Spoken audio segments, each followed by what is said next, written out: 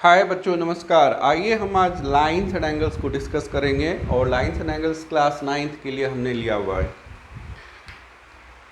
तो आज मैं बच्चों आपसे पहले डिस्कस करूंगा स्ट्रेट लाइन, है ना। स्ट्रेट लाइन क्या होगा कि जैसे हमने यहाँ पे ओ ए लिया हुआ है स्ट्रेट लाइन, इसके दोनों ही एंड पे एरोज होते हैं which indicates that it can be extended up to infinite to both the side. दोनों ही एंड पे देखिए एरो लगा रहता है जो हमारे को ये इंडिकेट करता है कि ये अप टू इन्फिनाइट हम इसको दोनों साइड इधर भी और इधर भी एक्सटेंड कर सकते हैं, यानी इसकी अनलिमिटेड लेंथ होती है। स्ट्रेट लाइन वो लाइन होती है जिसकी लेंथ अनलिमिटेड होती है। उसके बाद हम देखते हैं line segment. Line segment is a part of a straight line. किसी स्ट्रेट लाइन का एक पार्ट होता है जिसकी लिमिटेड लेंथ होती है, यानी कि इसके दोनों ही एंड पॉइंट ए और बी नोन है।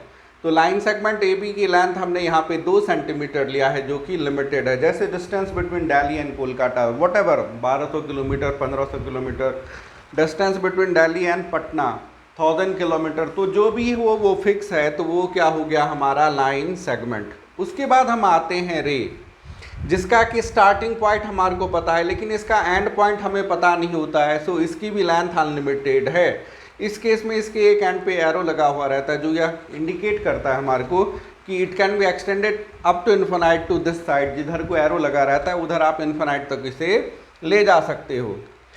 बच्चों, स्ट्रेट लाइन सेगमेंट और रे को देखने के बाद हम देखते हैं angles. An angle is the union of two rays having a common end point, जिसका कॉमन पॉइंट है क्या है ना, इनिशियल पॉइंट यहाँ से है, ये रे ओ ए हुआ, ये ओ बी हुआ, इसके बीच जो पार्ट दिख रहा है उसे हम एंगल कहेंगे। So this is angle A O B, okay. अब इसका नेमिंग हम 3 तरीके से कर सकते हैं, या तो ए ओ बी बोले, या बी ओ ए बोले, या सिर्फ एंगल ओ बोले। So this is the 3 different ways we can name an angle, sorry.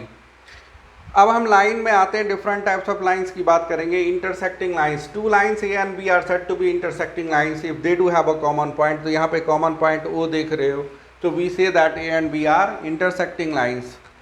Then we have parallel lines, 2 or more lines are said to be parallel lines if they don't meet at any point, कि अगर वो किसी point पे meet नहीं करे, यानी उसके बीच का जो परपेंडिकुलर डिस्टेंस है वो किसी भी पॉइंट पे इक्वल होगा, कि अगर यहाँ पे ये x सेंटीमीटर है तो यहाँ भी x सेंटीमीटर ही होगा। सो हमने सिंबॉलिकली लिखा है कि line m is parallel to line L, line m is parallel to line N। इस केस में m पैरेलल टू N है। इसके बाद है बच्चे परपेंडिकुलर लाइन की अगर 2 एंगल एक दूसरे पे इस तरह से खड़ी होगी, उनके बीच का एंगल ऑफ इंक्लिनेशन 90 डिग्री हो जाता है, तो हम इसे परपेंडिकुलर लाइन कहते हैं। So if A B is perpendicular to X Y और अगर मीटिंग पॉइंट ओ है then angle A O B equals 90 degree. So this is perpendicular line. बच्चे इसके बाद हम देखते हैं कोई इंसिडेंट लाइन की 2 लाइनें इस तरह से हो कि एक के ऊपर दूसरी लाइन आ रही हो, तो हम इसे कोइंसिडेंट लाइंस कहते हैं। और इसमें कितने कॉमन पॉइंट होंगे? इनफाइनाइटली मेनी कॉमन पॉइंट्स, क्योंकि एक लाइन दूसरे लाइन के ऊपर आ रही है। So coincident lines. Then we have concurrent lines, 3 or more lines या 2 or more lines passing through the 3 or more lines passing through the same common point. अगर 3 या अधिक लाइनें एक ही कॉमन पॉइंट से होकर के पास कर रही होती है तो हम इन लाइनों को कंकरेंट लाइंस कहते हैं, और जहां पे वो मीट करता है उसको पॉइंट ऑफ कंकरेंसी कहते हैं। In this figure the point of concurrency is O। Transversal line को हम ऐसे डिफाइन कर सकते हैं कि अगर 2 या अधिक लाइनों को कोई तीसरी लाइन अलग अलग पॉइंट से x एंड y पे मीट कर रही है तो इस तीसरी लाइन को इन 2 लाइन का ट्रांसवर्सल कहेंगे। So n is the transversal of straight line A and straight line B की। n ट्रांसवर्सल है a और b का। बच्चों, इसके बाद हम आपको बताना चाहेंगे एंगल्स के कैटेगराइजेशन में। आइए सबसे पहले हम देखेंगे acute angle. An angle measuring more than 0 degree but less then 90 degree. जिस एंगल की मेजरमेंट 0 डिग्री से अधिक हो और 90 से छोटी हो उसे आप एक्यूट एंगल कहेंगे। जैसे 30 degree 50 degree and 89 degree. Right angle an angle measuring exactly 90 degree. जिस एंगल की मेजरमेंट ठीक 90 डिग्री हो उसे हम राइट एंगल कहते हैं। इसके बाद लीजिए obtuse angle, an angle whose measurement is more than 90 degree but less than 180 degree. जिस एंगल की मेजरमेंट 90 से अधिक हो और 180 से छोटे हो, जैसे 91 डिग्री 140 डिग्री एंड 179 डिग्री। बच्चों, आप हमारे साथ बने रहें, आपसे हमारी हम्बल रिक्वेस्ट है, प्लीज़ आप हमारे चैनल को सब्सक्राइब करने में कोई कंजूसी ना करें और हमारे चैनल को अधिक से अधिक सब्सक्राइब करें। आप हमारे साथ बने हुए हैं एकेडमिक के में, एकेडमिक के कंप्लीट एंगल्स, जिस एंगल की मेजरमेंट एग्जैक्टली 360 डिग्री होती है, एक पॉइंट के राउंड में जो एंगल बनता है वो कंप्लीट एंगल होता है ना, दैट इज उसकी मेजरमेंट 360 डिग्री होती है। रेफ्लेक्स एंगल, किसी एंगल का रेफ्लेक्स फाइंड करने के लिए हमें क्या करना होता है, 360 डिग्री माइनस एक्स। जैसे 20 डिग्री का अगर आप रेफ्लेक्स फाइंड करें तो वो क्या होगा जी, 360 डिग्री माइनस 20 यानी 340 degree is the reflex of 20 degree.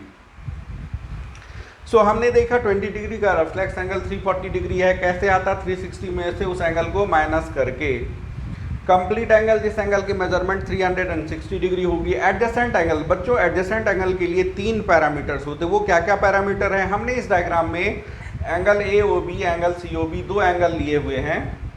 तो क्या कहता है, पहला they must have a common vertex, तो यहाँ पे कॉमन वर्टेक्स ओ है। दूसरा क्या है कि उनमें कॉमन आर्म होना चाहिए, तो देखिए दोनों में एक कॉमन आर्म क्या है, O B is the common arm. पहला पैरामीटर ओके, दूसरा ओके। थर्ड पैरामीटर कहता है कि जो नॉन कॉमन आर्म है they must lie on either side of the common arm, यानी कि नॉन कॉमन आर्म के दोनों ही साइडों में, 2 अलग अलग साइडों में लाई करना चाहिए। तो देखिए आप ओ ए इधर को लाई कर रही है और ओ सी इधर को लाई कर रही है। तो yes, angle A O B and angle C O B for this diagram is example of adjacent angles. तो एडजेसेंट एंगल होने के लिए क्या क्या जरूरी है बच्चों, उसमें एक कॉमन वर्टेक्स होगा, उसमें एक कॉमन आर्म होगा, और जो नॉन कॉमन आर्म होगा वो कॉमन आर्म के इधर साइड में, मेरा मतलब है 2 अलग अलग साइडों में लाई करेगी। अब हम देखते हैं कॉम्प्लीमेंट्री एंगल्स। 2 एंगल को हम कॉम्प्लीमेंट्री एंगल कहेंगे अगर उनका टोटल सम 90 डिग्री हो। If the sum of 2 angle say A and B is 90 degree then they are complementary angle. So अगर एक एंगल हमारा 40 डिग्री है तो दूसरा एंगल क्या हो जाएगा, 50 डिग्री। अगर एक हमारा 60 है तो दूसरा क्या हो जाएगा, 30 degree. Then we have supplementary angle. If the sum of 2 angles say x and y is 180 degree, then they are supplementary angle and they are said to be supplement of each other. So अगर इसमें से मैं एक को 100 degree मानूँ तो दूसरा 80 हो जाएगा। अगर मैं एक को 120 कंसीडर करूँ तो दूसरा 60 हो जाएगा। सो सप्लीमेंट्री एंगल कैसे फाइंड करते हैं बच्चों, 180 में से उस एंगल को माइनस करके। Then we have vertically opposite angles, कि अगर 2 लाइनें एक दूसरे को एक पॉइंट पे इंटरसेक्ट करती है तो अपोजिट एंगल जो बनते हैं वो इक्वल होते हैं। इसी को हम वर्टिकली अपोजिट एंगल या इन शॉर्ट VOA कहते हैं। इस डायग्राम में x की वैल्यू y के बराबर होगी। लीनियर पेयर ऑफ एंगल्स, अगर एडजेसेंट एंगल्स ऐसे हों कि उसके non common arm opposite rays बन जाए, जैसे देखिए एंगल COB और एंगल AOB में इनके non common arm OC and OA are opposite rays, that is they form 180 degree angle. अगर आप angle COB plus angle AOB को ऐड करोगे तो वो 180 डिग्री होगा।